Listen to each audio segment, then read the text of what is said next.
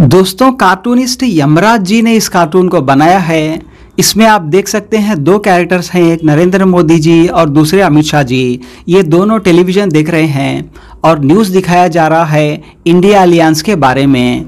अब इसे देखने के बाद अमित शाह जी बोल रहे हैं, गुरु ये इंडिया को हराने के लिए एड़ी चोटी का जोर लगाना पड़ेगा।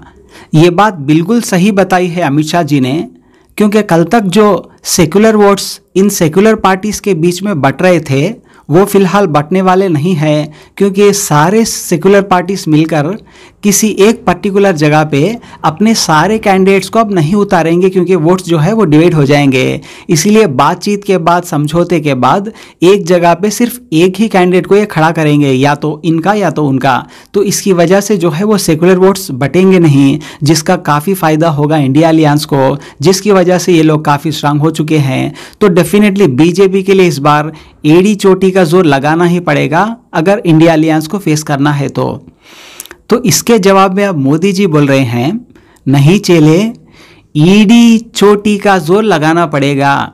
ईडी एनफोर्समेंट डायरेक्टरेट, ईडी चोटी का जोर लगाना पड़ेगा। यानी यहाँ पर ये इनडायरेक्टली आरोप लगाया जा रहा है मोदी जी पर कि मोदी जी लगातार इंडिया अलियंस के लोगों पर ईडी के छापे करवा रहे हैं। ये काफ़ी शिकायत हो रही है नरेंद्र मोदी जी पर पिछले कुछ सालों में, और सामाजिक कार्यकर्ता भी ईडी की निष्पक्षता पर काफ़ी सवाल खड़े कर रहे हैं। कौन लोग हैं? छापा पड़ना चाहिए अडानी के घर, जहां मुद्रा पोर्ट पर कंटेनर ड्रग आया। छापा पड़ना चाहिए भारतमाला प्रोजेक्ट पर, कौन उसका ठेकेदार है, और कई 100 गुना बढ़ाकर उसका मूल्य आंकन किया गया और सरकारी खजाने में लूट की गई। छापा पड़ना चाहिए उन लोगों पर जो एक ही आधार पर लाखों की तादाद में आयुष्मान कार्ड में घोटाला हुआ। छापा पड़ना चाहिए टोल के घोटालों पर, छापा पड़ना चाहिए। तो जहां छापा पड़ना चाहिए वहां तो छापा पड़ता नहीं है। पूरे देश को पता है, चप्पे चप्पे को पता है, बच्चे बच्चे को पता है कि CBI, ED, income tax Modi सरकार के हाथों की कठपुतली बनकर काम कर रही है। क्या बात कर रहे हैं? अरे हाँ भाई हाँ। जिस सरदार पटेल जी की प्रतिमा बनाई गई, चाइना की वरिष्ठ पत्रकार ने कहा कि 360 करोड़ के आसपास में पैसे खर्च हुए, बाकी भारत और चाइना के बिचौलियों ने खा गया।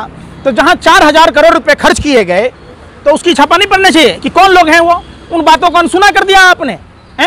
पंकज जी, देशद्रोह का आरोप लगाया न्यूज लॉन्ड्री पे, ये बताइए आप चाइना से फंडिंग लेंगे क्या? देशद्रोह का सुनो, देशद्रोह की परिभाषा सुन तो लीजिए। आरोप तो देखिए, आप ही कातिल हैं, आप ही मुंसिफ हैं, आप कुछ भी लगा देंगे।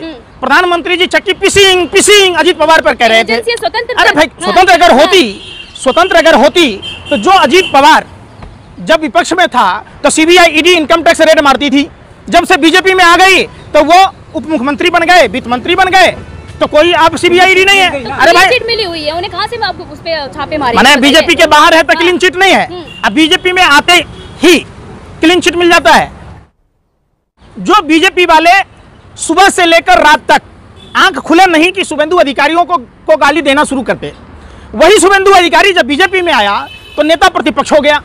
जिस हेमंत बिस्व शर्मा पर भारतीय जनता पार्टी के लोग और CBI, income tax, ED Bhajpa में आते ही वो मुख्यमंत्री हो गए, उनके पाप धुल गए, और उनकी पत्नी ने एक कंपनी बनाकर जो खेती का जमीन है वो रातों रात औद्योगिक जमीन में तब्दील हो गया और 10 करोड़ रुपए का अनुदान पर मिल गया। उस पर कोई छापा नहीं। आप आरोप लगा रहे हो, उन्होंने अरे भाई सुन चुके हैं। अरे सुन तो लो यार, सुन लो पहले। आरोप कौन लगा रहा था? हेमंत बिस्व शर्मा के बारे में किसने आरोप लगाया था? हमने लगाया था। अरे हेमंत बिस्व शर्मा पर आरोप किसने लगाया? भाजपा के लोगों ने। आज वही भाजपा में मुख्यमंत्री है। शुभेंदु अधिकारी पर आरोप किसने लगाया? 10 करोड़ की आप बता रहे हो। अरे मैं कह रहा हूं फिर वही बात, जल से जुड़े हुए मामले थे, शारदा नारदा का अभियुक्त था हेमंत बिस्व शर्मा और शुभेंदु अधिकारी, तो आज क्लीन चिट मिल गया।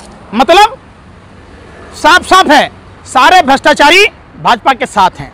भ्रष्टाचारियों का महासमुद्र है भारतीय जनता पार्टी। देश में जितने हैं लुटेरे, उचक्के, सबसे सच्ची ईमानदार पार्टी है, जिसके हाथ में है भाजपा का झंडा। अरे सुन तो लो, अरे मोदी फीविया की बीमारी है आपको। कोई बीमारी नहीं है। आप सुनो, आप ऐसा अजीत पवार का है, करवा सवाल है, अजीत पवार पर कार्रवाई क्यों नहीं हो रही है? हेमंत बिस्व शर्मा पर कार्रवाई क्यों नहीं हो रही है? शुभेंदु अधिकारी पर कार्रवाई क्यों नहीं हो रही है? नारायण राणे पर कार्रवाई क्यों नहीं हो रही है? छगन भुजबल पर कार्रवाई क्यों नहीं हो रही है? हसन मुशर्रफ पर कार्रवाई क्यों नहीं हो रही है? तो उनको कुछ नहीं मिला तो क्लीन चिट मिल गई, फिर कार्रवाई किस बात? मैंने भाजपा में आते ही क्लीन चिट मिल गया, मतलब साफ है ना। अरे भाजपा में आते ही सुनो ना, भाजपा में आते ही राजा ईसंत हो गया, बाकी सारे चोर हैं। लेकिन अरे भाई फिर वही बात, क्या खाते हो? गोबर को चौवन समझ कर खाते हो क्या? फिर मैं कह रहा हूँ, अरे मैं कह रहा हूँ मध्य प्रदेश में 27 तारीख को, अरे सवाल ही नहीं, बेतुका सवाल है। मैं पूछ रहा हूँ कि जिस हेमंत बिश्व शर्मा पर, छगन भुजबल पर, हसन मुशर्रफ पर तो 40,000 किसानों से 10-10 रुपए लेने का आरोप था, अब बीजेपी में मंत्री बना दिया। वाह मुद्दे से भटक गए आप। अभी शर्मा पे आइए और ये बताइए, आपने 14 पत्रकार बैन करे थे उनके, आप एक, उन्होंने आपका एक कर दिया कार्रवाई, आप बिल बिला रहे हैं उस पर। कहाँ के लिए बिल बिला रहे हैं? दिख रहा है वो तो आप। अरे भाई तो कौन मना कर रहा है? करो ना जांच करो। हम कहते हैं हिंदुस्तान के सारे पत्रकारों की जांच करो, आपको सारा बात पता चल जाएगा, कल ही खुल जाएगी। टीवी चैनल में बैठकर किस तरीके से नफरत परोसा जाता है, आप कह रहे चलते पत्रकारों के। अरे भैया, अरे सुनी ना